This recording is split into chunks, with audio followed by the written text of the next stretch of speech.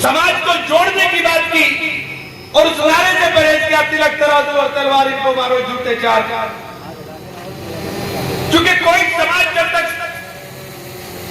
और सभ्य समाज के अंदर जब तक आप सबको साथ लेकर नहीं चलोगे तब तक ये संभव नहीं है कि आप परिवर्तन ले आओ। 2007 में सरकार बनी, हम भले ही विरोध में थे, लेकिन सरकार बनी और दलितों को पहली बार ये एहसास हुआ कि सत्ता क्या होती है। बाबा साहब अम्बेडकर ने जिन अधिकारों की वकालत की उनको साकार रूप देने का काम मान्यवर काशीराम जी ने एक आंदोलन के माध्यम से खड़ा किया। लेकिन सबके बारे में एक बात कहना चाहता हूं कि आजादी के बाद बाबा साहब भीमराव अम्बेडकर जी को जो संविधान उन्होंने लिखने का काम किया और उसके बाद देश के कानून मंत्री बनाने का काम किया, वो पंडित जवाहरलाल नेहरू ने किया, किसी और ने नहीं किया था।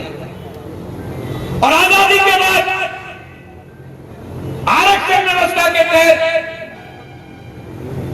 अगर देने का काम पूरे देश में किया तो कांग्रेस ने किया, लेकिन इस योगदान को जब भुलाया जाता है, जब हम याद करते हैं बाबा साहब के योगदान को, याद करते हैं मान्यवर काशीराम जी के योगदान को, तो हमको ये भी याद करना चाहिए कि इस योगदान के अंदर कांग्रेस का भी बहुत बड़ा हाथ रहा। कांग्रेस ने दलितों को उत्थान के अंदर अपना जो कार्य करने का काम किया उसको भी याद रखना चाहिए। मैं ये बात इसलिए कह रहा हूं साथियों कि मैंने तो दलितों के अंदर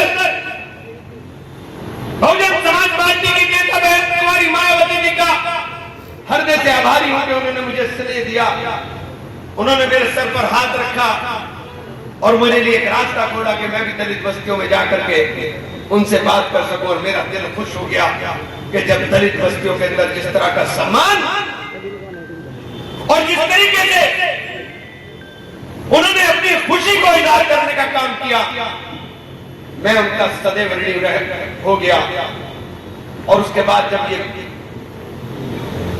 लखनऊ का फरमान जारी हुआ और दलितों ने जो रिएक्शन दिया, और ये बात उनकी सही है, जो पार्टी 2007 में अपने दम पर सरकार बना रही थी, वो पार्टी उत्तर प्रदेश के अंदर 2022 में दम तोड़ गई और मात्र एक विधायक जीता, उमाशंकर सिंह, और वो भी सिर्फ अपनी वजह से नहीं। जब मैंने ये बात बहन जी से की थी तो मैंने बहन जी से कहा था कि बहन जी, 2 प्रताड़ित वर्ग हैं और दोनों को साथ लेकर के जब हम बात करेंगे तो एक मजबूत आधार बनेगा, और जब हमारा मजबूत आधार बनेगा तो अगड़ा और पिछड़ा हमारे साथ चलने का काम करेगा। बंद कमरे में बातें बहन जी की समझ में आती है, लेकिन बाद में पता नहीं क्या होता है, मुझे समझ में नहीं आया। बहुजन समाज पार्टी जीत की राजनीति क्यों नहीं करना चाहती? अगर आप परिवर्तन के लिए आए हैं तो सत्ता के अंदर जो लोग उत्पीड़न कर रहे हैं, आप उनका परोक्ष रूप से समर्थन क्यों कर रहे हैं? ये बात समझ से बाहर है। सहारनपुर का उदाहरण आपके सामने है। सड़क पर चलता हुआ बच्चा बोल रहा था कि अगर इमरान मसूद बहुजन समाज पार्टी से उम्मीदवार होगा तो एक तरफा जीत होने की काम होगी और दलित और मुस्लिम के साथ अगड़ा और पिछड़ा सब वोट मिलने का काम करेगा। जब जीत का रास्ता साफ दिखाई दे रहा है, जब जीत खुली दिखाई दे रही है, तब आपने अनुशासनहीनता बता दी। मेरी समझ में नहीं आया मैंने क्या अनुशासनहीनता की, मैंने कौन सी अनुशासनहीनता की? अगर लेटर में बताया जाता तो जवाब दे देता, लेकिन लेटर के अंदर कुछ नहीं था। और लेटर में जिस बात का जिक्र उन्होंने बार बार किया, मैंने सिर्फ उसी लिए उस बात को बड़े मन से बोलने का काम किया, वरना मैं जिक्र भी नहीं करता कि अंदर मुझसे क्या कहा। और जो और बातें हुई है मैंने बोली भी नहीं, कभी जिक्र भी नहीं,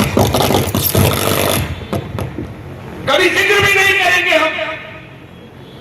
लेकिन इतना जरूर कहना चाहता हूं, बहन जी ने आजाद कर दिया, लेकिन बहन जी आपसे वादा करना चाहता हूं कि जो बंद कमरे में मैंने वादा किया था कि दलितों के लिए, शोषितों के लिए, वंचितों के लिए अपने जीवन को समर्पित करूंगा, वादे को निभाने का काम करूंगा। आप भले ही लोगों के चढ़ाए में आकर के आपके इर्द गिर्द जो लोग हैं उन लोगों के अगर आप इतिहास का ध्यान करके देख ले तो आपको अंदाजा हो जाएगा, लेकिन आपको तो बंद कमरे से निकलने कोई नहीं देता है जब तक आप मिलोगे नहीं।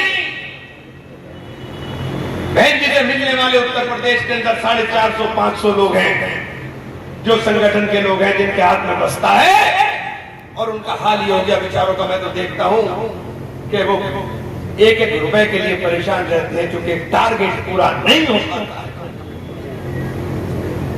मैं तो उनसे भी कहा भाई तुमने अपना पूरा जीवन जिस मूवमेंट के लिए कुर्बान किया, अगर वो मूवमेंट सत्ता की प्राप्ति की बात नहीं कर रहा है तो इसका मतलब वो मूवमेंट के साथ धोखा हो रहा होगा।